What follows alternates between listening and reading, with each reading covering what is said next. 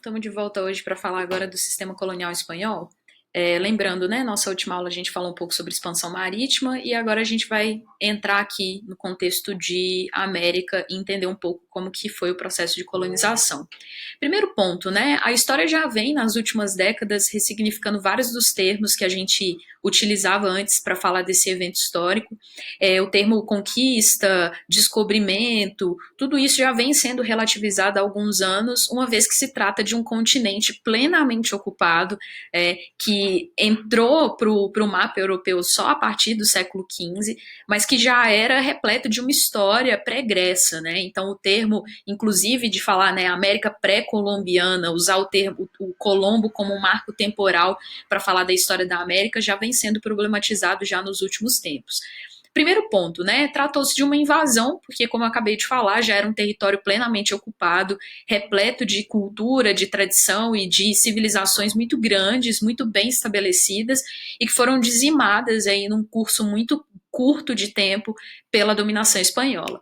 Então, primeiro ponto, eu gosto sempre de usar essa frase, a espada, a cruz e a fome, onde dizimando a família selvagem, que é um trecho de um poema do Neruda, que trata muito sobre como foi esse processo de colonização e de invasão do território americano.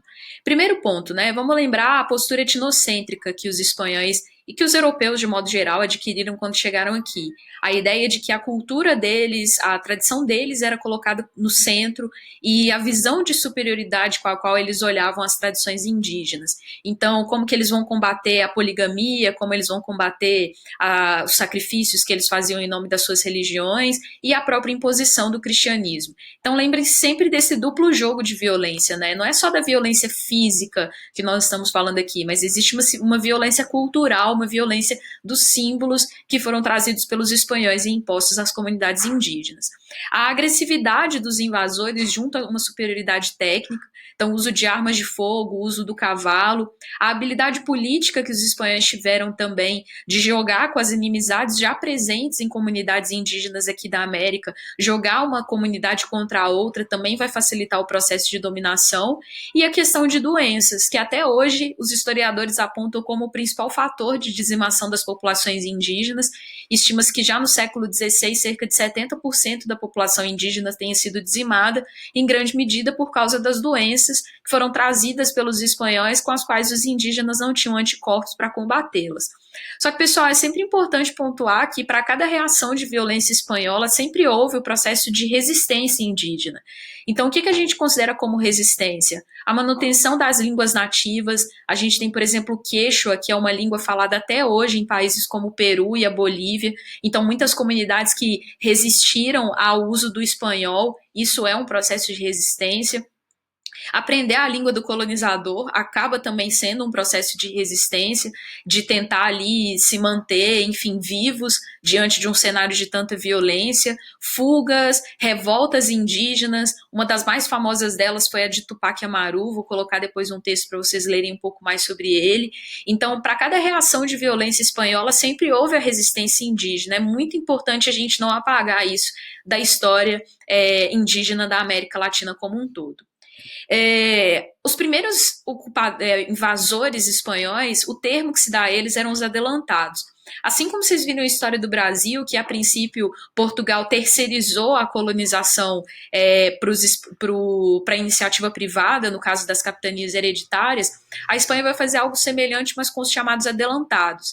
Eram homens que recebiam uma prerrogativa da coroa espanhola de fazerem o que fosse preciso para colonizar o território americano. Então, desarticular os impérios, utilizar a mão de obra indígena como mão de obra escravizada, explorar economicamente os territórios na América, produzir mineração, tudo isso a Espanha vai delegar para esses caras que foram chamados de adelantados. Aqui, respectivamente, a gente tem o Francisco Pizarro, responsável pela dominação dos Incas, e o Hernán Cortés, responsável pela dominação dos Aztecas. E aí se deu o processo de montagem do Império Colonial. Porque o que acontece, pessoal? Quando a Espanha percebeu a quantidade de riquezas que a América seria capaz de lidar, ela vai tirar do controle dos adelantados e vai iniciar todo um processo de controle de monopólios do território da América. Então, o primeiro tipo de atividade a ser explorada aqui vai ser a mineração. Vamos lembrar, a gente está falando do mercantilismo, né? O acúmulo de metais preciosos poderosos era o que revelava a grandeza dos estados. Então, a obsessão que a Espanha vai desenvolver em buscar minas de ouro e de prata, e ela vai encontrar muito precocemente, ao contrário de Portugal, que só encontrou no século XVII para o século XVIII, a Espanha já desde o século XVI fazia essa exploração. Aqui ao lado a gente tem uma imagem da mina de Potosí, que talvez seja uma das minas mais lucrativas aí, que tirou toneladas e toneladas de prata, principalmente para os cofres espanhóis. A mineração acabou contribuindo para um processo de urbanização e criou ali uma classe de uma população que vivia de atividades como os profissionais liberais, médicos, advogados, jornalistas, enfim, uma população que vivia nas cidades, o que também motivou a Espanha a permitir a abertura de universidades, algo que Portugal, por exemplo, não permitiu até o século XIX.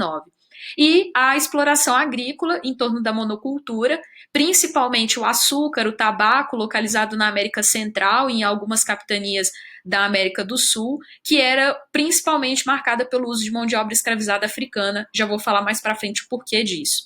E as chamadas haciendas ou estâncias, que eram então esses núcleos agrícolas responsáveis por abastecer as cidades e também para produzir voltado para exportação, como era o caso da questão dos plantations.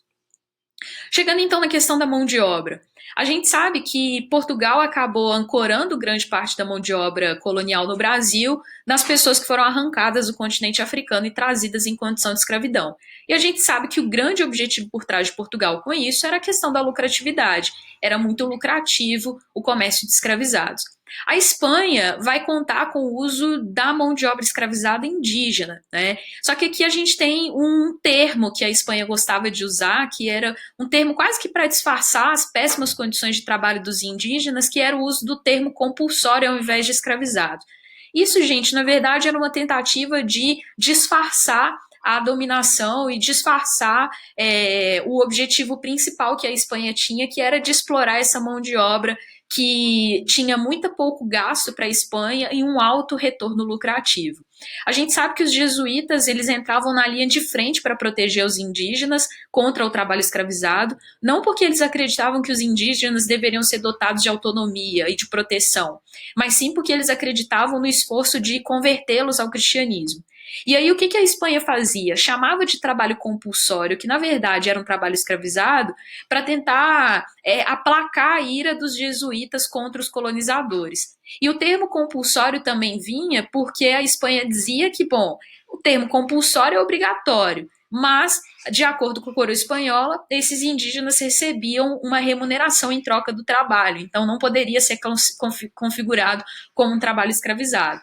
Só que, pessoal, a mão de obra era largamente utilizada, a remuneração era irrisória, a mortalidade era alta e os indígenas não tinham escolha se eles podiam dizer não, muito obrigado, Espanha, eu não quero trabalhar para vocês. Então, na verdade, o que a Espanha fazia era o uso de um trabalho, de uma mão de obra escravizada. Que tipo de trabalho a Espanha explorava? A mita era um tipo de trabalho compulsório que os incas já faziam com as populações inimigas ao império, que nada mais era do que um sorteio dentro de uma comunidade indígena. A função desse sorteio era recrutar uma quantidade de trabalhadores indígenas que deveriam, por um período, trabalhar na mão de obra nas minas.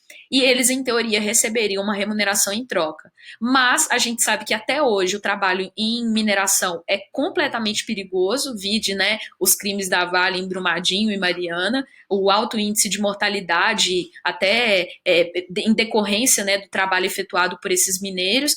Com os indígenas, então, pensem o que era trabalhar na mina no século XVI. A Espanha não tinha qualquer tipo de preocupação com o bem-estar dessa população. A encomenda, por outro lado, era a exploração de um chamado encomendeiro. Ele recebia como uma espécie de presente da Espanha uma comunidade indígena em que ele podia explorar a mão de obra desses indígenas, mas em troca ele deveria garantir que esses indígenas fossem convertidos para o cristianismo. Com o tempo, a Espanha percebeu que os encomendeiros estavam muito mais preocupados em ganhar dinheiro e explorar a mão de obra indígena sem promover essa contrapartida. E aí a Espanha retira as encomendas do controle dos colonizadores e cria o que a gente chama de repartimento. Aí são funcionários da coroa espanhola responsáveis por administrar essas comunidades indígenas. E a Espanha também vai fazer o uso de mão de obra escravizada africana, em menor escala do que foi Portugal, mas basicamente o que a gente precisa lembrar é, quando o Colombo chega na América Espanhola, a dizimação ali nas ilhas da América Central foi profunda. Foi um nível de violência que já em meados do século XVI quase já não havia mais indígenas naquelas regiões. E aí a Espanha vai acabar importando essa mão de obra escravizada africana para trabalhar principalmente nos chamados plantations, que eram as monoculturas, os latifúndios, voltados principalmente para a produção do açúcar, do tabaco. Então a gente também vai ter o uso de mão de obra escravizada africana na América Espanhola. A sociedade é muito simples, pessoal. Basicamente, o critério de nascimento e de sangue, né, de pureza e racial, eram os elementos levados em consideração para você ocupar uma classe social dentro da América Espanhola. No topo, os chamados chapetones, que eram os espanhóis enviados à América para ocuparem os cargos de maior destaque na administração, e abaixo deles a elite crioula. Não confundam com o termo racista no Brasil, o termo crioulo aqui representa a elite branca que nasceu na América. Então são filhos de espanhóis, mas nascidos na América. E por eles terem nascido na América, isso dá a eles um status jurídico de inferioridade diante dos chapetones. Mestiços, indígenas e escravizados africanos era a classe explorada. Os mestiços ainda viviam, né, ali uma vida de trabalho livre e mal remunerado, já os indígenas e os escravizados africanos foram colocados em uma condição de escravidão. No caso dos órgãos, né, das instituições, a gente divide em dois. Os órgãos localizados na Espanha, tudo isso aqui, gente, é para servir aquilo que a gente já discutiu nas aulas passadas, ao mercantilismo, né, ao controle das possessões coloniais. A Espanha sabia o potencial econômico que a América tinha, então o máximo que ela podia fazer para controlar, para administrar, para colonizar esse território, ela faria.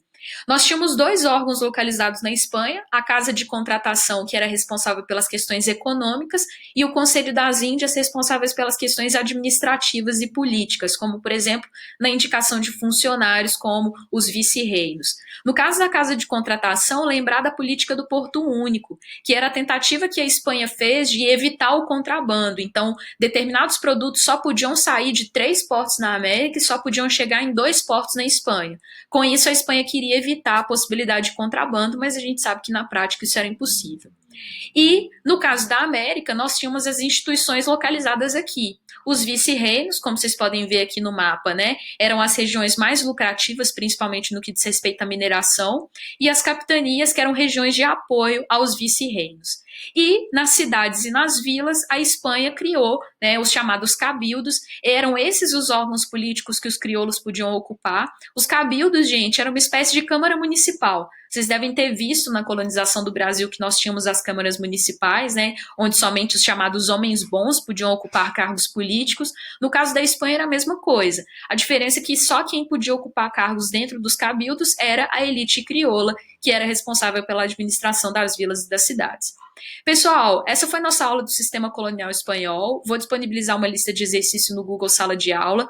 Qualquer dúvida, me procurem nos nossos canais de comunicação e semana que vem eu volto com mais uma aula, tá bom? Um beijo para vocês e bons estudos.